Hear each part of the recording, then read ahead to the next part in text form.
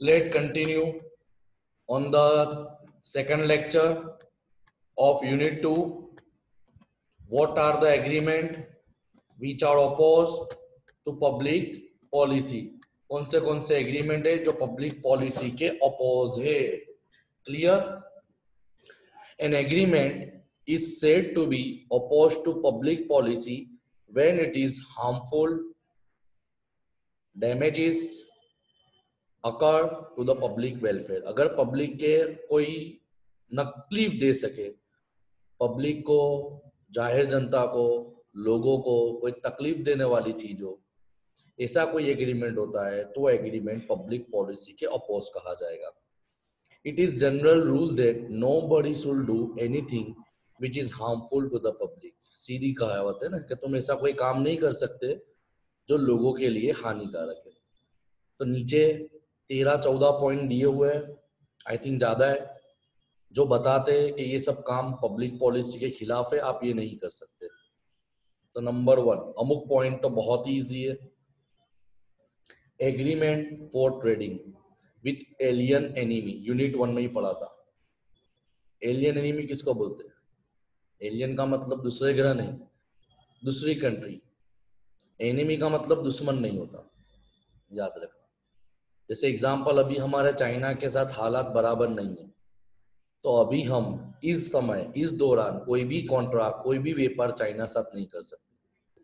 अगर हम चुपके से करते, चोरी चोरी करते तो पब्लिक पॉलिसी के खिलाफ है, आप पे लीगल एक्सेस हो सकता है.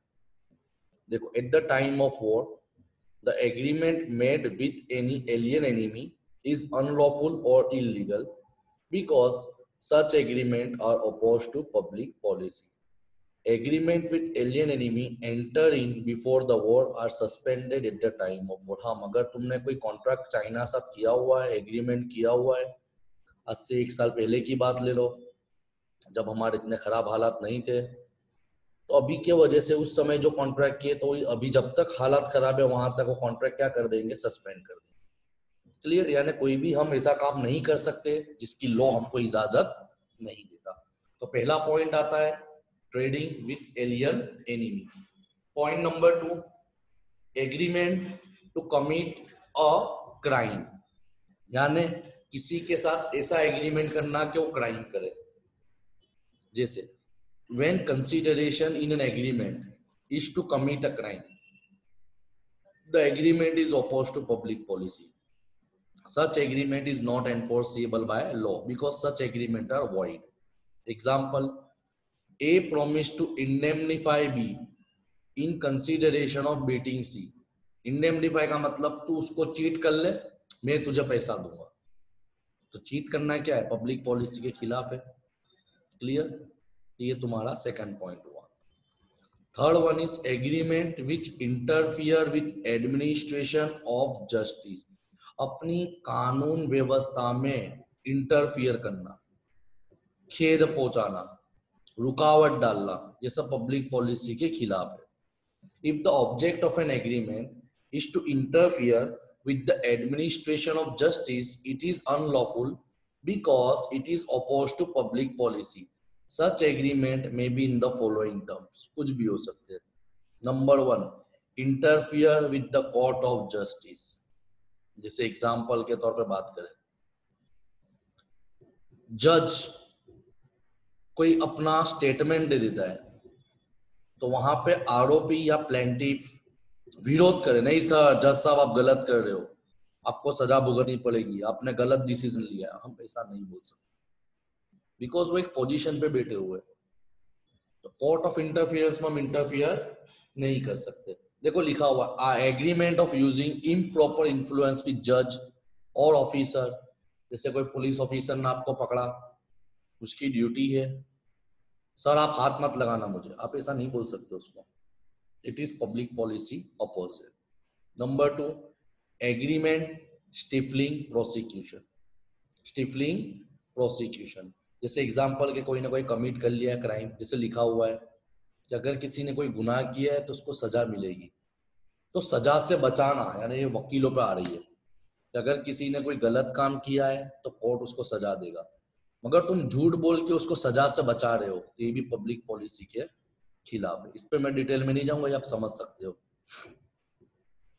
तीसरा आता है मेंटेनेंस एंड चैम्पर्निटी। दोनों अलग अलग टॉपिक है मगर जनरली दोनों साथ में इस्तेमाल होते हैं। मेंटेनेंस का मतलब क्या होता है, एक जात का पहले वाले पॉइंट जैसा कि तू सी पे केस कर, मैंने बोला, मिस्टर ए ने मिस्टर बी को बोला तू सी पे केस कर, मैं तुझे पैसा दूंगा, ये हो गया मेंटेनेंस। चैम्पर्निटी का मतलब क्या, तू केस कर, केस का सब खर्चा मैं उठाऊंगा, केस का सब खर्चा मैं उठाऊंगा, ये चैम्पर्निटी हो गया। Maintenance means agreement to give financial और other assistance to person to bring legal proceeding. When a person giving legal assistance in a subject matter, जिसके उसका कोई मकसद नहीं है, example A promise to pay 2000 to B if B sue K, C का मतलब case करना। Here A proposes to annoy C, यानी मेरा दुश्मनी C से निकालनी है तो मैं डायरेक्ट नहीं निकाल रहा हूँ, B को बोल रहा हूँ तू केस कर दे, मैं तुझे पैसा दूंगा। तो ये एग्रीमेंट पब्लिक पॉलिसी के खिलाफ, इसको मेंटेनेंस बोला जाता है। दूसरा आता है चैम्पर्टी। तो मैंने बताया champerty is an agreement where one party assist another to bring an action for recovery of money और प्रॉपर्टी और टू शेयर द प्रॉफिट, कुछ भी होगा। जैसे A agree to pay expense if B sue C, B agree pay one half of the process receive by, बराबर है कि भाई जैसे जनरली ये वकील लोगों का होता है, एडवोकेट लोगों का काम होता है कि जैसे मेरी कोई प्रॉपर्टी है, मेरी कोई जगह है, तो मैं क्या बोल दूंगा वकील को, भाई वो जगह मेरे को मेरे नाम पे टाइटल क्लियर करवा दे, 1% तेरा। ये सब चीज चैम्पर्निटी में, ये सब पब्लिक पॉलिसी के ऑपोजिट। क्लियर, ये तुम्हारा थर्ड पॉइंट हुआ। 4 point agreement in restraint of legal proceeding, कोई कानूनी कार्रवाई में रुकावट डालना पब्लिक पॉलिसी के खिलाफ है। कानूनी कार्रवाई में कोई भी जात की रुकावटें पैदा करना, रुकावटें डालना, ये सब पब्लिक पॉलिसी के खिलाफ है। जैसे एग्जाम्पल के तौर पे बात करें, अगर आपको गवर्नमेंट ने मना किया है रात को 10 बजे बाद मत निकलो, आप 10 बजे बाद गाड़ी लेके निकलते हो ना, पुलिस वाले आपको पकड़ते, कोई ऑफिसर आपको पकड़ता है, तो आप आर्ग्यू नहीं कर सकते, उसको उसकी प्रोसीडिंग करने देनी चाहिए। अगर उसके अंदर आप बोलोगे मैं इसकी पहचान लगाता हूँ, मैं ये हूँ, पब्लिक पॉलिसी के opposite. Clear. Point number 5 agreement trafficking in public offices and titles.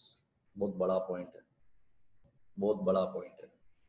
कोई पब्लिक ऑफिसर को अपना काम निकालने के लिए ब्राइब देना, करप्शन देना, या कितने लोग नहीं बोलते हैं भाई मेरी नौकरी लगवा देना गवर्नमेंट सेक्टर में, 1 लाख रुपए दे दूंगा। तो agreement traffic in public offices और टाइटल, यानी टाइटल दिलवाना, जैसे नहीं बोलते भाई ला 5 लाख दे, ये फॉर्म दिलवा देता हूँ, 2 लाख दे तेरा घर करवा देता हूँ, 3 लाख दे कॉर्पोरेशन हुआ है, पब्लिक पॉलिसी के ऑपोजिट। एग्रीमेंट फॉर सेल और transfer of public offices and title for money are unlawful. If such agreement are allowed it will lead inefficiency, corruption बढ़ जाएगा, बराबर, गलत काम बढ़ जाएंगे। एग्जाम्पल बहुत अच्छा दिया है, promise to pay 50,000 to B to obtain employment in corporation, this agreement is unlawful। Clear, समझ में आया 5 point. Number 6 agreement to create interest oppose to duty. Oppose to duty का मतलब क्या होता है, सामने वाले को अपनी ड्यूटी करने से रोकना। जैसे एग्जाम्पल के तौर पे, बेस्ट एग्जाम्पल है, मेरे वहां न्यूज रिपोर्टर आया, मैंने बोला देख अच्छा अच्छा लिखना, 5,000 देता हूँ, जो हकीकत थी वो नहीं बताई। समझ में आ रहा है, ये सब होता है ना।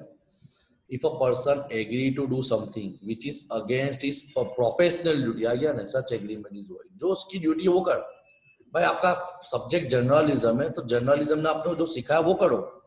अब उसके अपोज जाके काम करोगे तो ये पब्लिक पॉलिसी के खिलाफ है, गलत बता दिया, जर्नलिज्म का गलत फायदा उठाना। जब भी कोई पुलिस वाले ने कागज मांगे बहुत तो प्रेस माचू, किसी चीज को छुपाना। जैसे a newspaper owner agree not to comment on the conduct of particular person, this agreement is void.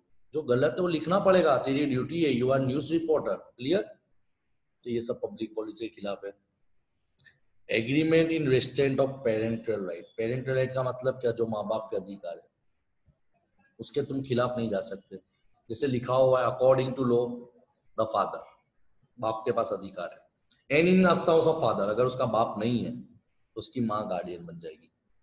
This right can not be parted away from any agreement. तो कोई एग्रीमेंट करते तुम बच्चे को माँ बाप से उसकी माँ से जुदा नहीं कर सकते कि ला भाई मैं इसको गोद ले लेता हूँ, जबरदस्ती नहीं चलेगा भाई। जब तक माँ बाप जिंदा है गार्डियन वही है। ये भी पब्लिक पॉलिसी के खिलाफ है। 8वां आता है agreement restricting personal liberty.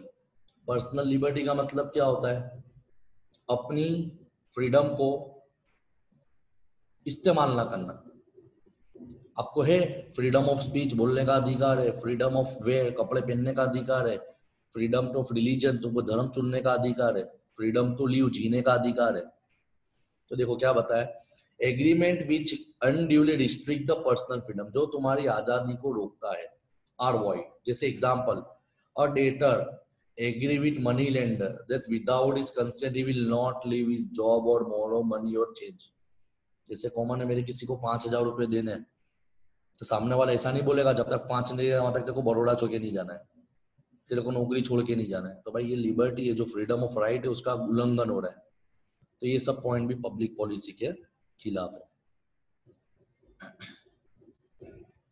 Agreement in restraint of marriage, किसी को शादी के लिए रोकना, किसी को शादी तोड़ना, ये सब चीज इसके अंदर आती है। Every agreement in restraint of marriage other than minor is void.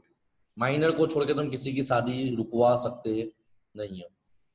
जैसे example, this is because law regard marriage and marriage status is a right of every individual. शादी करने का हर इंसान को अधिकार। एग्जाम्पल पढ़ो, A promised to marry C only and to pay 5,000 to C if he marries somebody else. समझ में आया?